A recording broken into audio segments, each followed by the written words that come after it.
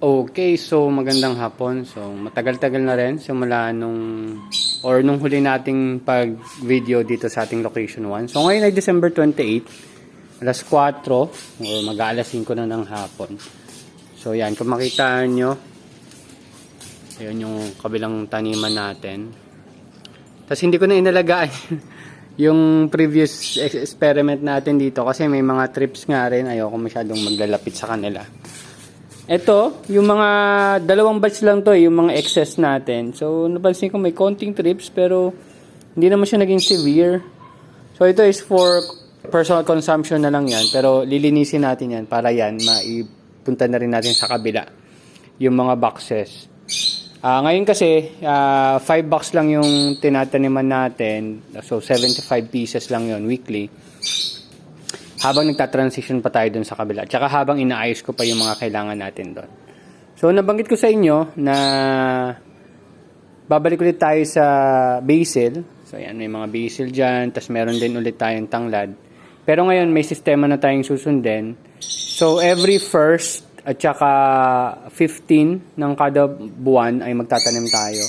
Pero nagpauna na ako. December 26, nag-start na ako. Tapos, ngayon, nagtanim na ako ng iba pa. At magtatanim pa ako ulit ngayon ng panibago, which is yung ating herba buena. Kung hindi pa ako nagkakamali, herba buena to, sabi niya. O yung mint. Hindi ko sure kung magkaparehas talaga. Pero herba buena kasi pina-identify ko rin eh.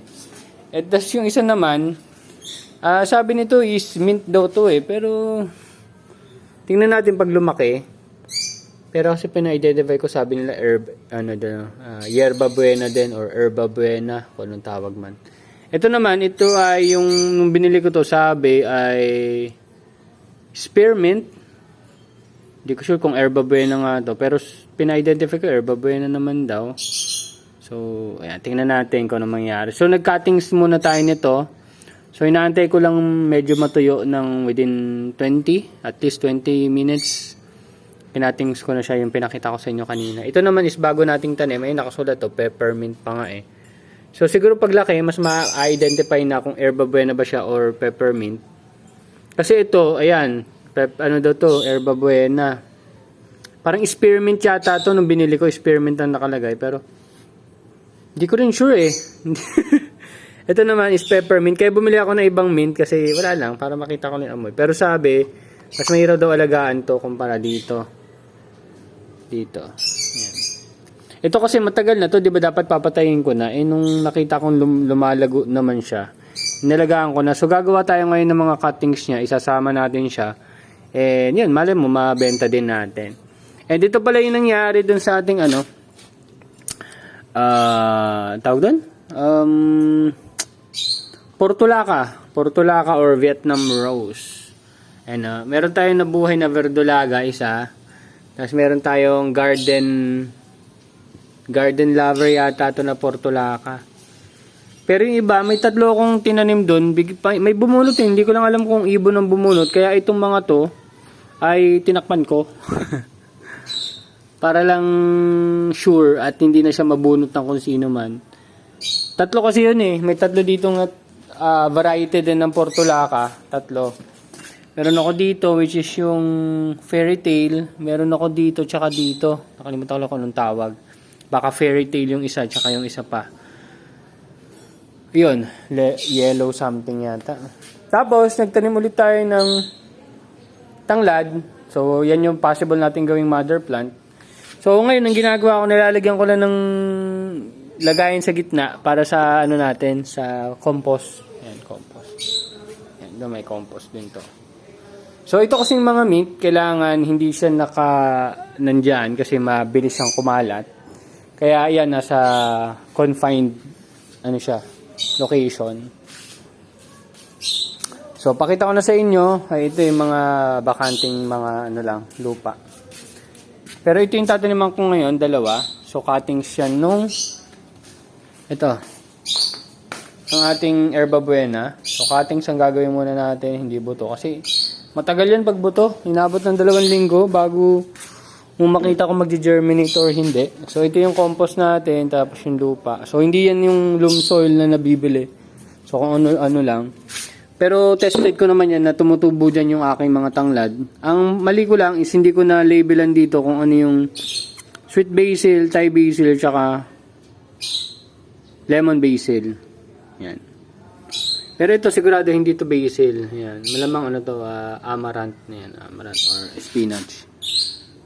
Anyway, mali pala ako dyan. Masyadong marami pala yung tinanim ko. Kasi ang mangyayari pala after dito, magtitining na lang ako. So pipili lang ako ng isa. Sa dami ng germination na yan, isa lang ang kailangan ko. So siguro sa susunod, ang itatanim ko lang is mga 5 hanggang 7 buto. Tapos pipili lang tayo ng isa doon. Ititining lang natin sila after a few days. Or after 1 week siguro. After 1 week siguro, ganun na lang gawin natin. Ititining natin sila. So yan. So ibig sabihin, yan yung mga na-harvest ko pang buto dati pa matagal na. Nung nakita nyo pa ako nag-basil pa dito. Ayun, ang basil na lang natin is yun yung natitira doon. Kasi ewan ko dito kung merong mga Thai basil. Kasi dito ako nag-Thai basil dati. Thai or lemon dito. Yan. So anyway, ayan. Yan ang gagawin natin. So every 1st at saka 15. So since nagpauna na tayo, ito na yung i-consider kong 1st ng January.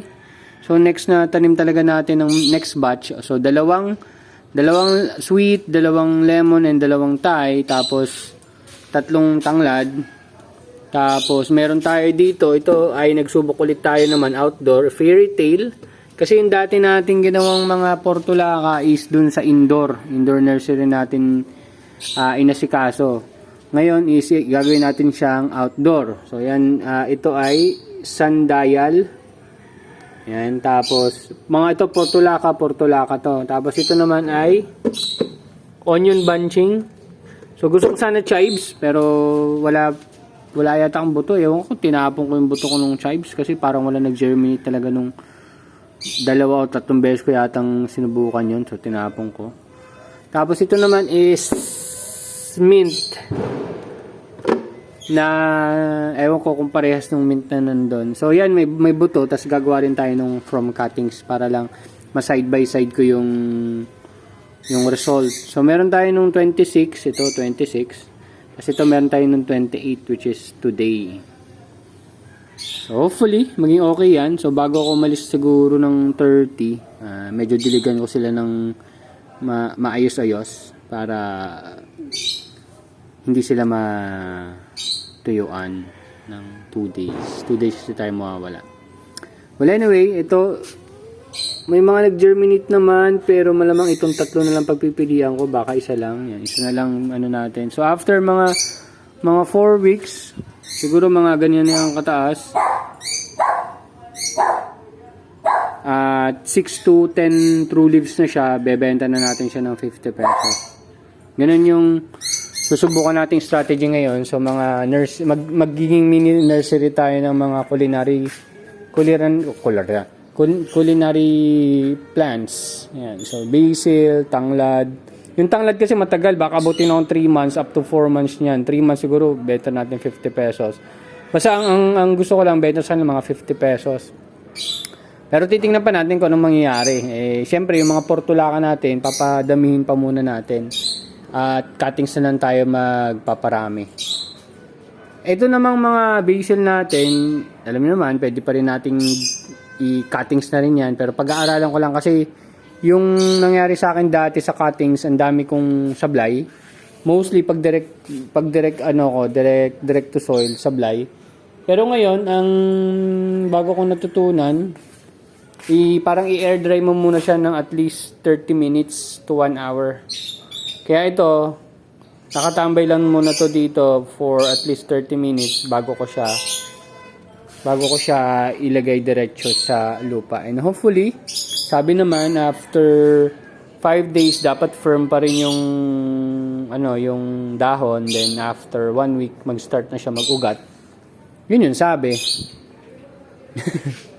Hindi ko lang alam kung ganun nga mangyari, pero sana ganun. Wala akong rooting hormone siguro yun na yung next kong bibilihin kasi kung magka-cuttings tayo, kailangan ko talaga bumili ng rooting hormone, 'di ba? Mura lang naman 'yon, ang daming nabibiling rooting hormone sa online. Yung ginamit ko rin dati. So, yun lang. Yun lang yung update ko sa inyo dito. So, magkakaroon tayo mini nursery. So, every month may dalawa tayong batch na itatanim. Hindi ko lang alam kung per batch magdadagdag akong panibagong tanim or kung ano man.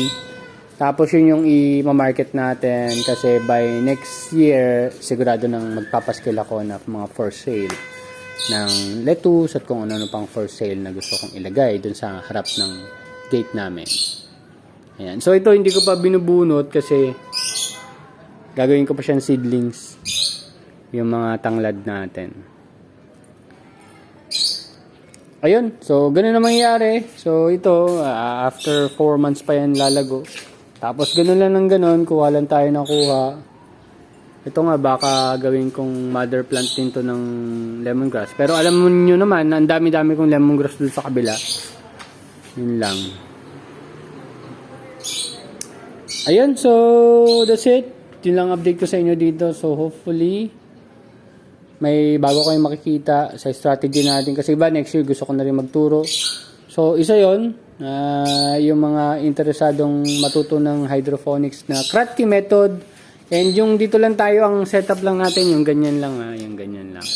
So tuturuan ko kayo ng siyempre pag-sterilize ng coco peat, kailangan yun. Then next is yung pagtimpla ng nutrient solution. Siyempre yun kasi yung kailangan mo kailangan mo ng sterilized coco peat, kailangan mo ng nutrient solution, then buto. Yung setup, bahala na kayo kung paano setup gagawin nyo, pero kahit bottled water lang na setup is gagana naman yan kasi tested naman natin yan.